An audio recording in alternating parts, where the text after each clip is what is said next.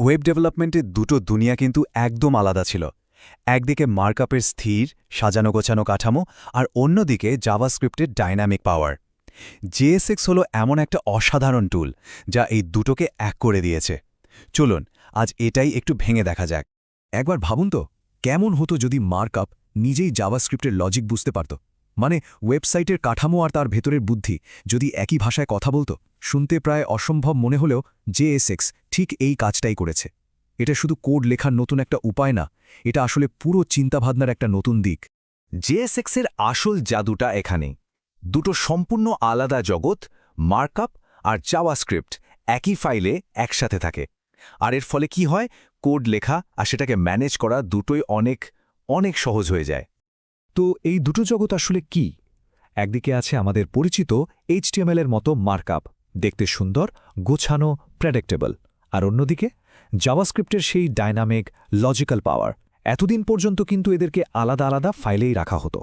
JSX এসে এই দেয়ালটাকেই ভেঙে দিয়েছে।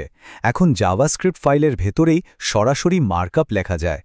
এর মানে হলো একটা কম্পোনেন্টের যুক্তি আর তার চেহারা দুটোই এক জায়গায়। ভাবুন তো কোডটা কতটা পরিষ্কার আর সহজে ম্যানেজ করার মতো হয়ে যায়। আচ্ছা, মার্কআপ আর জাভাস্ক্রিপ্ট তো এক ফাইলে চলে আসলো, কিন্তু এরা একে অপরের সাথে কথা বলে কিভাবে?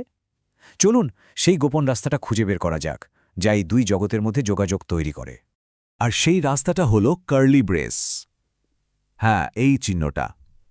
জেএসএক্সের দুনিয়ায় এটাই হলো জাভাস্ক্রিপ্টের জগতে ফিরে যাওয়ার একটা এসকেপ হ্যাচ, বা বলতে পারেন একটা গোপন দরজা। দেখতে একদম সাধারণ, তাই না? কিন্তু এই দুটো বাঁকানো দাগই হলো আসল খেলোয়াড়। যখনই জেএসএক্স তার মার্কআপের মধ্যে এই চিহ্নটা দেখে, ও বুঝে যায় ওকে 1 মিনিট, এখন জাভাস্ক্রিপ্টের কিছু কাজ আছে। তাহলে চলুন এর একটা বাস্তব উদাহরণ দেখা যাক। কিভাবে এই গোপন দরজা ব্যবহার করে ডাইনামিক কন্টেন্ট দেখানো যায়, সেটাই এখন দেখব। ধরুন আমাদের কোডে একটা ভ্যারিয়েবল আছে user.name। এখন এই নামটা যদি ওয়েব পেজে দেখাতে হয় তাহলে কি করতে হবে? খুবই সহজ, শুধু কার্লি ব্রেসের ভেতরে ভ্যারিয়েবলের নামটা লিখে দিন। জেএসএক্স নিজে থেকেই এর ভ্যালুটা নিয়ে এসে সেখানে বসিয়ে দেবে। ব্যাস, কাজ শেষ। এই কথাটা কিন্তু পুরো ব্যাপারটাকে এক লাইনে বলে দেয়। সোজা কথায়, কার্লি ব্রেস ব্যবহার করে কোডের যে কোনো ভেরিয়েবলকে মার্কআপের মধ্যে এনে দেখানো যায়। মানে এটা ভেরিয়েবলগুলোকে জীবন্ত করে তোলে। ব্যাপারটা কিন্তু শুধু টেক্সট দেখানোর মধ্যেই সীমাবদ্ধ না। চলুন আরেকটু গভীরে যাওয়া যাক। কার্লি ব্রেস কিন্তু HTML এলিমেন্টের অ্যাট্রিবিউটসের জন্যও একইভাবে কাজ করে। এখানে একটা খুব গুরুত্বপূর্ণ পার্থক্য বুঝতে হবে।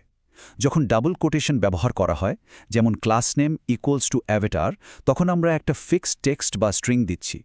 কিন্তু যখনই কার্লি ব্রেস ব্যবহার করা হচ্ছে, যেমন source equals to user.image URL, তখন কিন্তু আমরা একটা জাভাস্ক্রিপ্ট ভেরিয়েবলের ভ্যালু পাস করছি, যেটা যে কোনো সময় বদলাতে পারে। এই একটা নিয়ম মনে রাখলেই যথেষ্ট। যখন কোনো অ্যাট্রিবিউটের ভ্যালু ফিক্সড বা স্ট্যাটিক হবে, তখন কোটেশন মার্কস। আর যখনই সেটা ডাইনামিক হবে, মানে কোনো জাভাস্ক্রিপ্ট ভ্যারিয়েবল থেকে আসবে, তখন কার্লি ব্রেস। এতক্ষণ ধরে আমরা যা কিছু দেখলাম সবকিছুর সারমর্ম কিন্তু একটাই। চলুন সেই মূল নিয়মটা একবার দেখে নিই। আর এটাই হলো জেএসএক্সের সবচেয়ে পাওয়ারফুল কনসেপ্ট। মার্কআপের ভেতরে থেকেও জাভাস্ক্রিপ্টের দুনিয়ায় ঢোকার রাস্তা খুলে দেয় এই কার্লি ব্রেস।